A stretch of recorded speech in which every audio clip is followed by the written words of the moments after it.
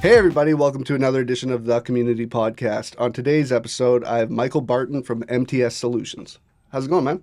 Going good. How are you doing? Great, man. Welcome. I understand you don't live here, so you came a long distance to be on the show today. Yes, well, as everyone puts it, I'm Mr. International. I'm never in one place at any particular time, but I'm from Florida, so I live in the Tampa Bay area. But I mean, I'm flying straight to Japan just right after this. I'll be in Japan, Taiwan, the rest of the world. Crazy. So obviously there had to be a journey to get to where you are now, traveling the world and stuff. So yeah, tell us about yourself and MTS Solutions. Yeah, so I started MTS back in 2012, primarily like as an MSP IT company, so servicing like data centers. But as anyone who knows me will learn is I get bored really quickly. So on our service list, it is always an addition because I want to do something else. So we repair servers, but I also wanted to repair air conditioners, right? Yeah. So we expanded our service list purely off of my boredom. So now we've grown since 2012, we went from just servicing, say, small scale data centers to now we actually build the entire data center. Oh, wow. Because again, I was like, oh, look at that. They're constructing all the cables, they're constructing all the AC equipment, the racking. Like there's so much more to it. I was like, I want to do a little bit of everything. So we got our licenses, we got more and more of that kind of production side of it, the construction as well. And now our model is grass to power button. So from a cow field to 1,000 H200s. We can go from 0 to 100. Wow, so that sounds amazing. That's truly entrepreneurial. Like where you never are gonna let there be an ending to what you're doing. You're gonna continue to adapt and grow and bring new stuff into your company. Absolutely. How many countries are you in now? We're in 7 countries now. Wow. Yep. So 2012 to now, so 13 years. How old were you when you started it? I was 16 when I started the company. Yeah, well, Yep. that's what I thought. I'm like, you can't be too old. So you've pretty much always been an entrepreneur. Yeah. And that's amazing. What are you doing here today? So kind of just establishing our stuff going on here in Canada. This office, for instance, right? Yeah. Kind of getting in here and learning the area. I think we've got a lot of business opportunity in the Vancouver area. I can say a couple names, say TELUS, a couple of the medical facilities here. We're also working with a local Hydron collider, maybe. We'll see how that goes. Oh, wow. So we've got quite a lot of work. In the AI side of things, we are kind of known for doing like the digital twins and like accelerated data processing. So utilizing like we have quite a complex network of like the H100s, if you're familiar from NVIDIA, or the H200s. So utilizing that backend, we can process data a lot faster than other firms. And so we can go to big industries who you would think, oh, well, maybe they'll have infrastructure for something like this. They don't. They rely on like an outside firm. Well, obviously we were talking about you were 16 when you started it. Obviously, you knew what you wanted to do from a very young age. Yep. Were you just always into this kind of I stuff? built my first PC when I was 8. Oh, wow. So I think I was screwed from the beginning. That's something that's like just the fact that just brains don't always work that way with people, right? That's something some people would call brilliant. Yeah. Because if you're working on computers at 8 years old when the other kids are watching Blippi, it's a bit of a difference. So, how did you start it at 16? So even before then, even before I was 16, I'd kind of already been dabbling in like making websites, kind of building computers for friends, and realizing like, oh, hey, kind of get a $50 out of that, $100, like, making some cash there was an allure there because really what I wanted to do was build my next computer. So the cash was driven by the computers and then the computers drove cash. And it was this vicious cycle of like, okay, I need to keep going to this next step. And when we first started, I was doing like customer stuff. So again, like building computers for like people in the local community, maybe, like friends and family. But I realized, consumers are not the easiest thing to work with. Yeah. And I had found my way into doing business. So, people who wanted servers, people who wanted workstations. And suddenly it wasn't so much of a fight for how much is it going to be? It's how fast can you get it done? Yeah. No one was asking how much is it anymore. They were just like, how fast can you get it done? I was just like, oh, this is quite expensive, right? This is, a high-end computer. Oh, sure. Okay, no problem. Here's a blank check. I was like, Yeah. So going into business taught me quite a lot because it was actually more about the quality of the work and making sure things were done in their manner, right? And less so much about the price. Yeah. Um, and so I found my way into actually doing like a gym franchise. I did all their computer networking stuff for them. Yeah. And from there, that's what expanded into the data center. Just I expanded that, going from different franchisees to different, other kind of businesses and expanding, our service list again. At first when I was just doing PCs, then it became, cybersecurity, network cameras, adding people along the way. Eventually it was too much for just me. Yeah. So I had multiple people at different sites going on. It's interesting going through the whole process now. You're literally asking for 13-year-old data. Yeah. Yeah. It's been quite a journey, honestly. Oh, I can imagine. I mean, how long into it did you start adding team members? I think I was 3 years in, Yeah. before I added my first team member. And then they're still with me, Nice. to this day, and that's an entire department on its own. Yeah. So as we continue to expand the service list, the company actually ended up having to split, for tax reasons alone. Yeah. Each division is so big that it's a different tax classification, right? So now we have a facilities company within us, a IT company, and an AI company, Oh, wow. right? So those actually had to be split up. We have a facilities company in the traditional sense is essentially a construction company or like an HVAC company, right? So that was, when I was getting asked by, say, like the bank, like, what do you guys do? And I was like, well, we build computers, but we'll also put a 250-ton air conditioner on your building. And they're like, we don't know what to type. Like, mister, I don't know what to type in this. Yeah. So we actually split it up, as those team members grew, and they're all their own company, right, under the MTS umbrella. Yeah. I mean, like, since you've been doing this, AI, AI. a lot of just like changes within the tech industry. Mm. What's your, I mean, this is a vast question, but like, what's your opinions on it? Like, really, like, are you working with it Yeah. every day now? So is this a 30-minute or a 7-hour Yeah, podcast? it could be, we can cut it into bits, but like, it's from going from the like pre-AI period to now, like, it is every day seems like it's just getting leaps and bounds better. Yes, absolutely. So I'll say for us, we were in a really good position for AI because we had already had the data center portion down, right? Yeah. So when AI started trickling, like way back before it was like getting heard about from the mainstream, even back in like 2016, 2017, we were even dabbling with, then it was just machine learning, right? Or accelerated training. Now we call everything just AI, even if it's whatever. I kind of like that for the simplicity. I don't have to explain it. It's just like in the old, we had big data, we had algorithms, now it's just AI, which is Yeah. fine. When AI though was like first becoming interesting and the initial models were coming out, we already had like data centers full of GPUs. So I definitely snuck in early on and was like, okay, we just finished this data center for Disney actually, Oh, wow. and they were a bunch of V100s at the time. So I think those got about 16 gigs of VRAM, but I had like access to a couple thousand, Yeah. and we loaded up some of the early on models. And I remember playing with it way before there was a Chat GPT, and I was like, oh, this is cool. This is going to be going somewhere. Yeah. And so honestly, from then on, from like the first time I got a really good conversation going and falling in love with my AI bot, Yeah. then I was like, okay, I'm hooked. And we've been playing with every new model that's come out. So our position as a solutions provider is that we are always testing we've got DeepSeek training going on. We have, forks of every llama version there is, because we've got to play with the model, try to break it, and see what application it's really good at. Right. So if a client comes to us and say, hey, we want to build this solution to our problem, what's the best model to use if you're going to use open source? Or do we train a model from scratch? Now, training a model from scratch is not cheap, right? So you want to avoid that at almost at all cost.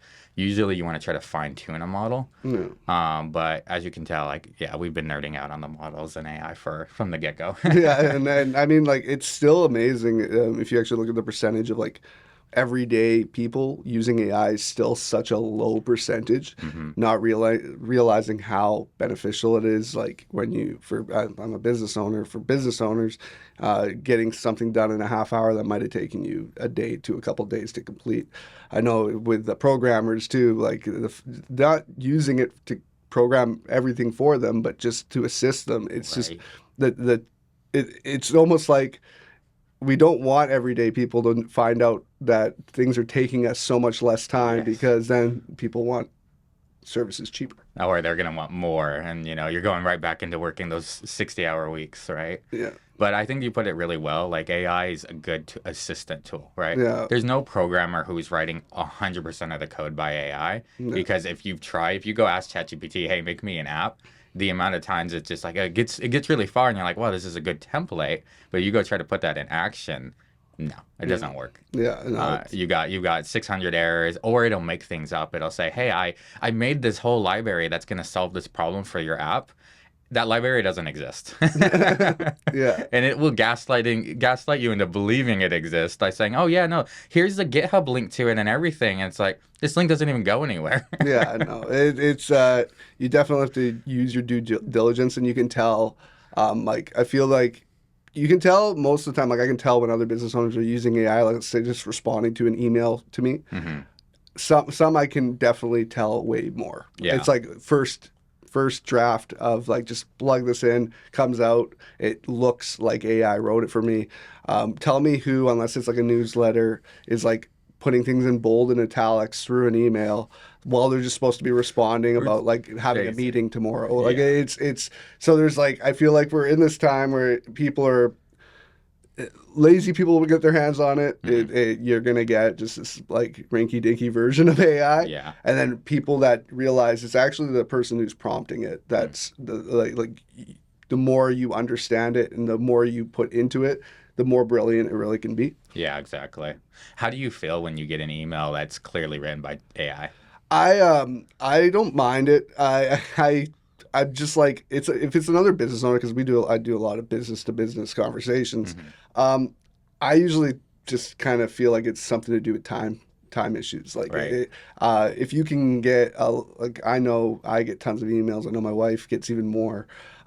If you had to respond to each one personally, you'd be working on 60 emails a day, like constantly. Like it's not as easy. But if you use the tool to like draft up things for you and you fix it, it takes you drastically less amount of time. So it doesn't hit me too hard. I just feel like it's sometimes it should just be a little bit more customized, Yes. not this like, Ask it. I mean, the very least you can do if you're actually using AI to write your emails is make it sound more like me. Just if yeah, you're using yeah, ChatGPT, just say make it sound more like me. Because at this point, you've probably said a lot of emails and refined a lot of emails, which I agree. I personally refine my emails, like yeah, spell check and grammar check. Really good for that. Auto yeah, translating to a different language, super good at that. But just make it sound casual. Make it sound normal. No one uses words like holistic and yeah, the amount of words that it'll just come out, and what always ends is your best or something. It's like, who wrote this? yeah, yeah. It's There's a level of I took the time to run this through AI because I'm doing my due diligence. It's a fine line between doing my due diligence and I'm lazy and I didn't even manage to take the end section of I hope you'll find this email to be refined for your needs. Let me know if you need more. Like if I see ChatGPT's message in your email, we're not doing business. yeah. It's or like just like space or dashes that people will use that you never see people use those in Yeah. sentences. It's quite it can be pretty ridiculous sometimes, but like I said, I feel for the businesses that just don't have the time and they're just trying to get a simple message out, but Yeah. just like you said, ask it to be like more like me. I do that, and I'll be like in brackets even more like human, Yeah. because it can sound more like me, but still the AI version of me where it's using my Exactly laid right. back like delivery, but still using words I would never use in everyday life. Um, but it's crazy because just seeing all the different apps being added to like ChatGPT. Hmm. The video ones have a long way to go. People, you can tell that's one place because we do a lot of video production where I'm Yeah. just like, man, some businesses just using the most basic programs for AI video that are absolutely terrible. Yeah. To do it right, it takes a lot of horsepower. Yeah. I mean, you even see like by the time OpenAI's video model was out, it was actually already behind, right? Yeah. The meta version of it was already, kind of leaps and bounds ahead, especially in context, right? Like I think you've seen some of the sample videos where like a woman will walk behind a car and then she comes out and she looks different on the other side, Yeah. or that the AI forgot she existed, so it just continues without her. It's like where'd the lady go? Yeah. But if you have the right horsepower and you can AI is always about like if you give it the proper resources and the proper amount of its context, right? Like so if you're talking to it, can it remember the whole conversation? That all lives in the VRAM. And that fills up very quickly. If you have enough of actual VRAM in the system, you can actually have a really multi-year long conversation. But the things is all these cloud-based AI companies are not going to waste all those resources. So it's dynamically allocated. So if you're not paying for the highest level of ChatGPT, or even if you are, but you're loading a lot of data into that, you'll have a limit, right? But if you build your own system and say have like a local AI that lives at your house, I mean, you can just, talk to it like it's your wife. Yeah. And maybe you'll think it's your wife. Yeah, no, it's going to get into some crazy stuff in the future. I mean, like I said, it's evolving literally every day Mhm. to a point where you can't catch up. We're dealing with that too in media, like video quality, everything. Just literally it's like a phone every year, right? You get a new phone every year. They don't change that drastically. I find the phones, but stuff that high end equipment.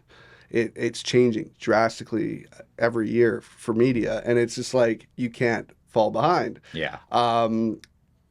It can be a little bit frustrating, I guess, for business owners because it's expensive to keep updating like these kinds of things. Yeah, for sure. But I meit's pretty essential. For you, starting at such a young age, is it kind of like are you geeking out a bit though, like where it is now, like Yes. I'll be honest. So I was in the data center in high-end computers for so long.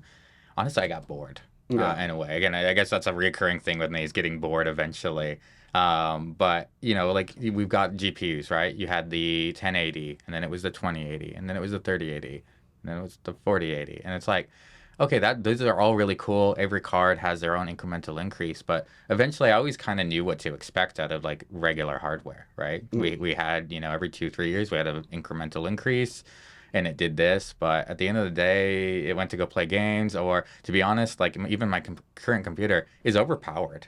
Like I don't mind on my system, and at best I play barely 3D games anymore, yeah, right? yeah, yeah. So for myself, nothing was pushing the hardware, but then comes AI, and now AI is just demanding the most insane hardware, like supercomputers.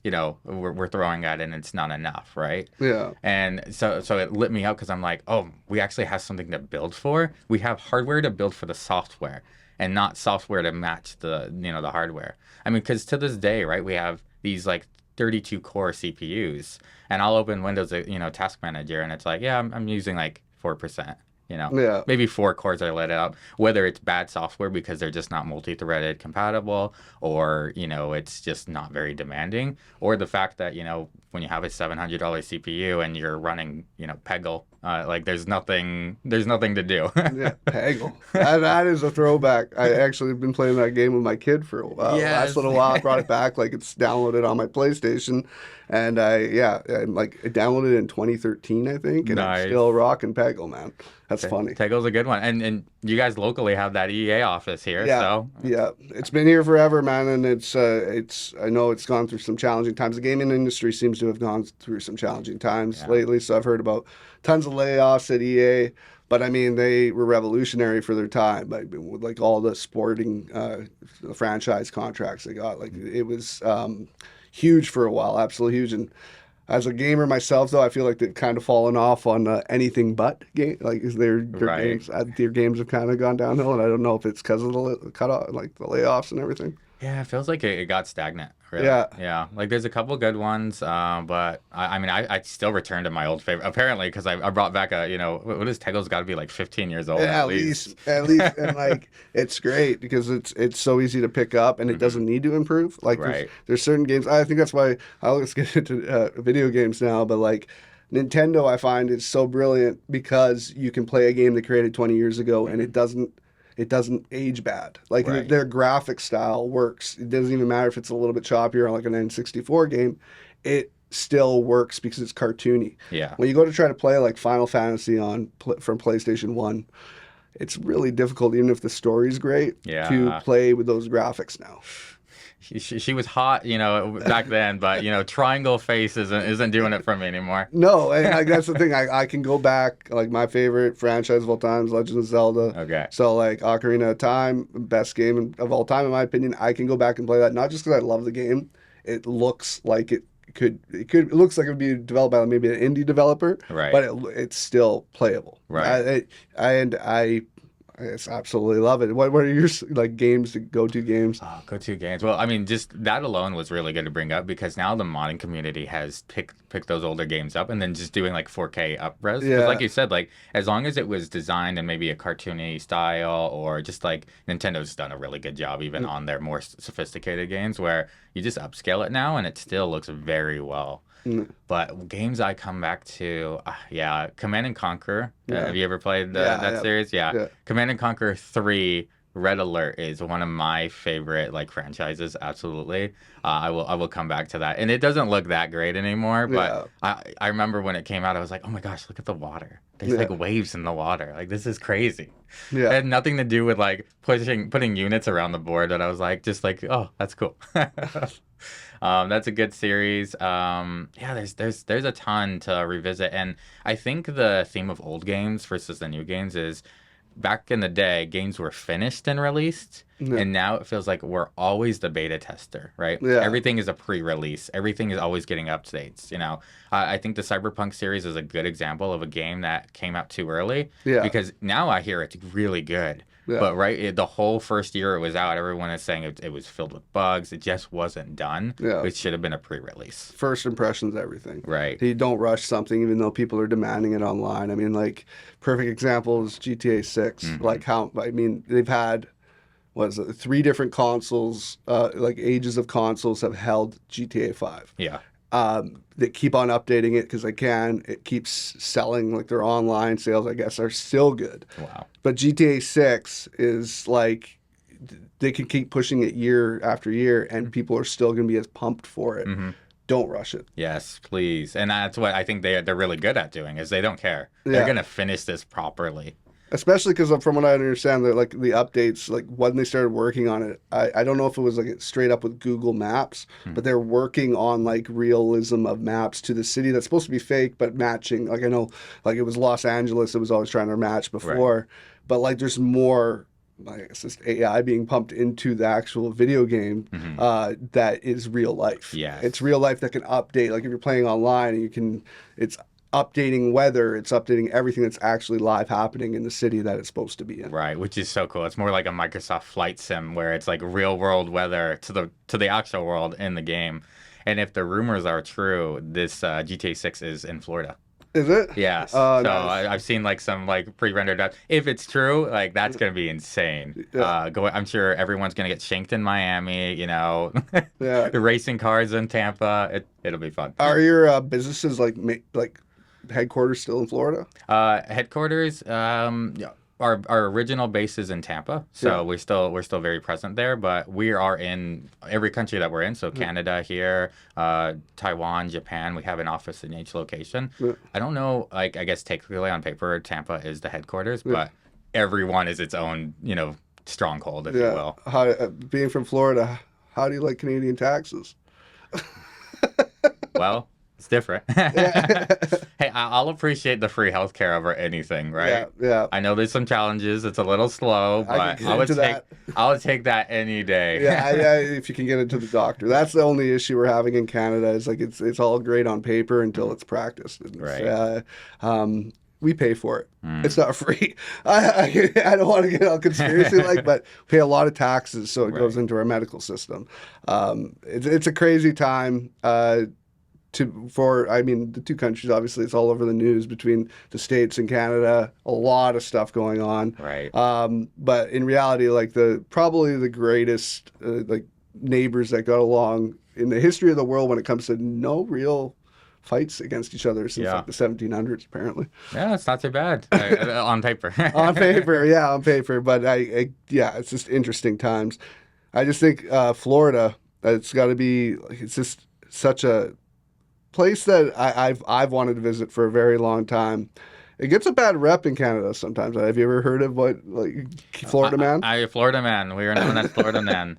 I think I remember hearing something. It's because Florida has public, like when someone gets arrested, it's public, Yeah, right? So you guys get to hear everything. yeah, You don't hear anything about the other states because it's not as public, right? yeah, So that's private information. So we're just known because it gets out. yeah. But it's absolutely true. Florida man is real, and you be careful. Yeah, that's hilarious. But I respect it. They're very it's a gutsy state. It's Yeah. definitely they stand by their own, Oh, for and sure. that's something that is just I think it's respectful because it's a very I feel like it's just a challenging time for humanity when it comes to like opinions and not getting along with one another. When in Right. reality, we're all way more alike than we are different. Hmm. Florida just seems to, when it comes to like, I mean, if you think about Western United States, the opinion on Florida, considering political views. It's crazy. Florida is like its own nation, right? Yeah, it I really think it's is. similar to your guys' Quebec, Yeah, where it's like it doesn't really belong. yeah, Because people from even just neighbor like Georgia and Alabama are connected to Florida, right? yeah, yeah, Totally different.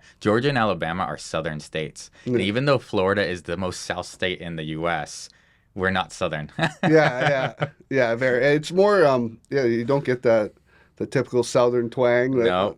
Unless you get to some parts, I guess, of Florida, I can get. Maybe funny enough, North Florida is more south than South Florida, That's right? hilarious. You go south enough, you hit like Miami, it's all Spanish, Yeah. right? Middle of Florida, it feels like, people from like, I don't know, all over. Like there's just a mix of everybody, but it's not the South. It's so interesting. That's funny. Um, Uh, you love traveling. Obviously, you're doing a lot of it. Is there a city in the world that's just like your favorite? yeah, Tokyo. Tokyo? Tokyo, yep. So I live in Florida about half the year at best.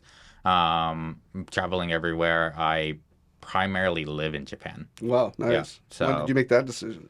it was always a goal. Again, kind of one of the reasons to get into tech was to kind of push that endeavor. Always been a fan of Japan, anime culture, just Yeah. similar to Canada. You got decent healthcare if you can find somebody who can actually care for you. Yeah, But Japan's an amazing country, and I got my first house there 3 years ago now. nice. So just North Tokyo there, and then everyone was like, when I was young, because I've been talking about this like my whole life, is one day I'll live in Japan. Everyone's like, what if it's not the same as you hope it to be? Mm. And I was like, well, we'll find out. It was everything I hoped it to be and That's more. That's really cool. Do you speak Japanese now? Yes, a little bit. Nice, Yeah. nice. It's actually like a bucket list place I'd love to go. I'm a huge anime buff too, so it's somewhere I want to take my kid. My wife and I wanted to go. We were thinking about going on our honeymoon there, but then we're like, Okay. oh, we need to like actually relax and not just be go go go. Because Yes. if we go to Tokyo, I know it's just gonna be.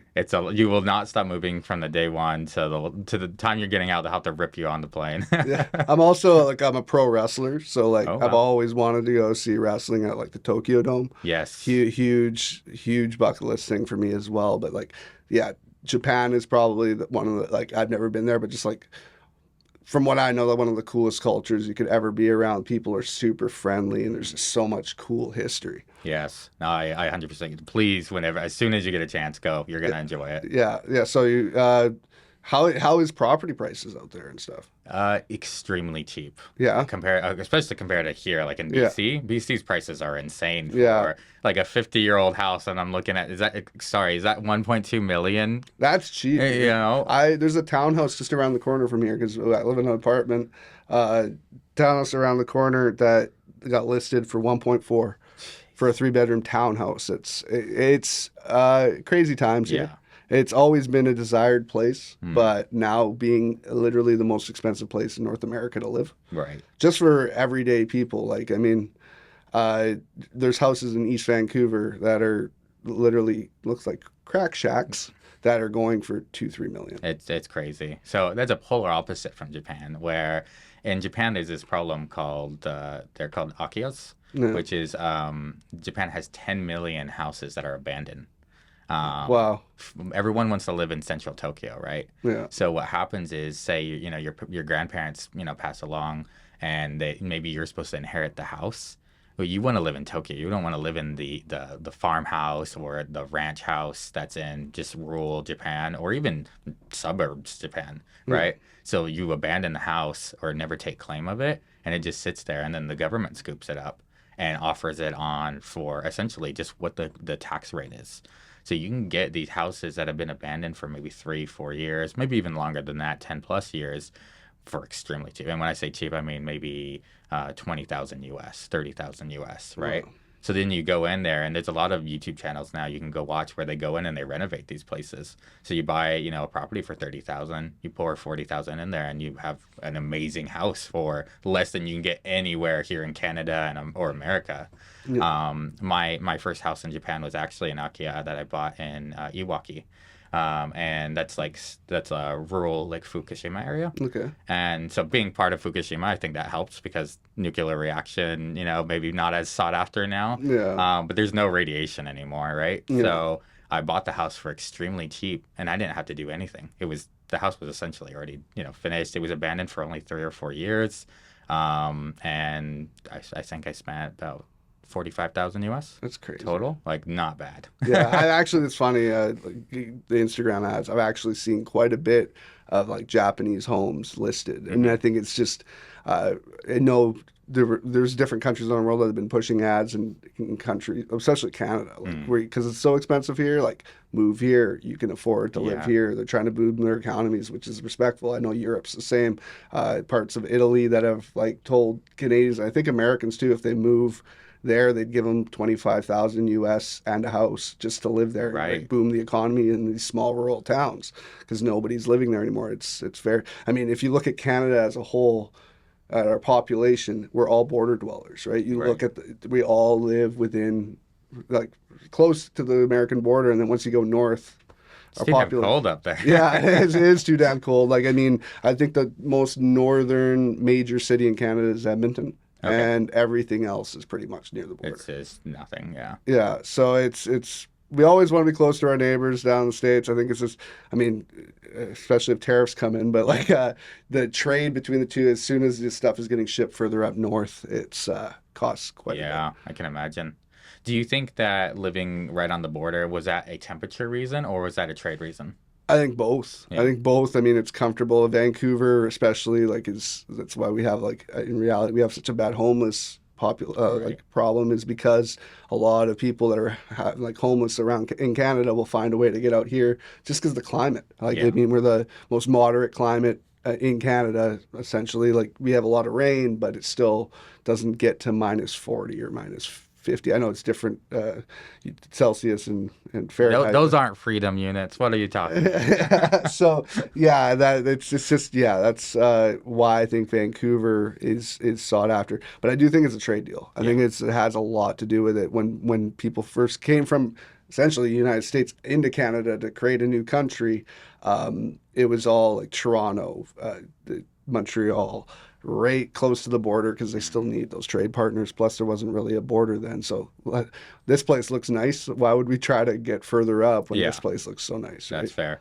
Especially the Great Lakes too. Like, with the Great Lakes being there, all the hydropower that was built around there.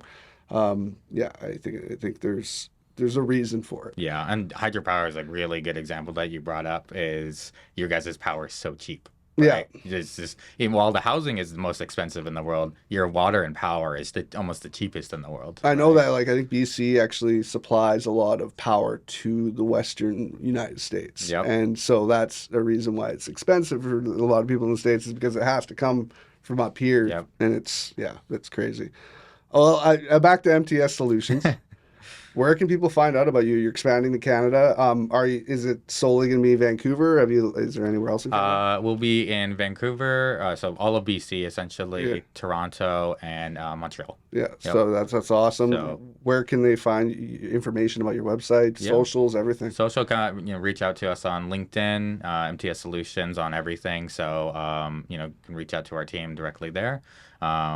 LinkedIn's honestly the best way to reach out, either to a team or if you're looking for actually like a business endeavor. MTS.com, of course, MTS Solutions. We've got the website there. Nice. I mean, LinkedIn is honestly the best, I find the best platform for anything business to business. And like you Yeah. said, you're wanting to do more contracts with businesses. That's kind of your jam now, Yeah.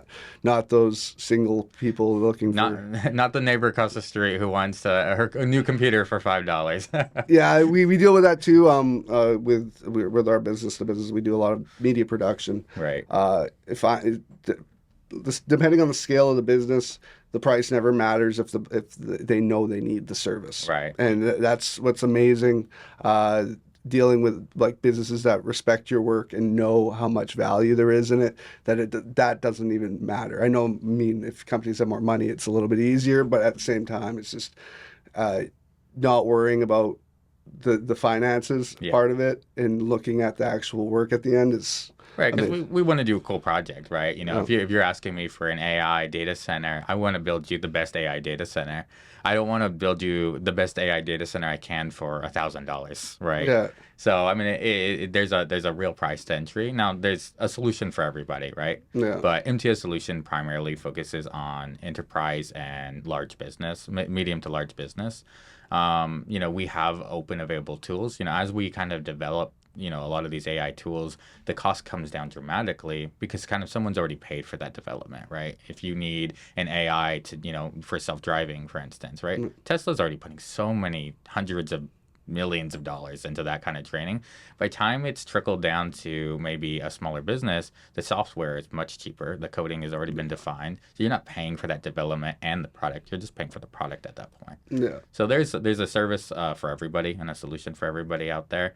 But yeah, MTS Solutions, we mainly focus on that enterprise side of business and are the pioneers of, say, if you want to start a new AI endeavor or you're looking for sort of to establish your existing code in a data center now, right? Yeah, that's awesome, man. You're flying home tonight, you said, or This weekend I'll be flying to Tokyo. yeah, Yep. We are working with a lot of the local governance for, you're probably going to see this a lot, is Tokyo as an entire entity has a digital twin of it. okay, So we're working on processing a lot of that data. So you eventually, kind of like GTA 6, will be able to walk around Tokyo as if you were there with every minute detail being scanned. I mean, to the last trash can That's will be insane. scanned in there. That's so cool, man. Well, thank you so much, man. I appreciate meeting you and like just hearing your story.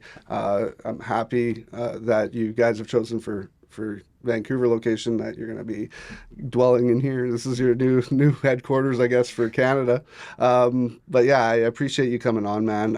It's always great to hear these stories, and just it's amazing to see the growth that you've had. Was this always the plan, growing it this big?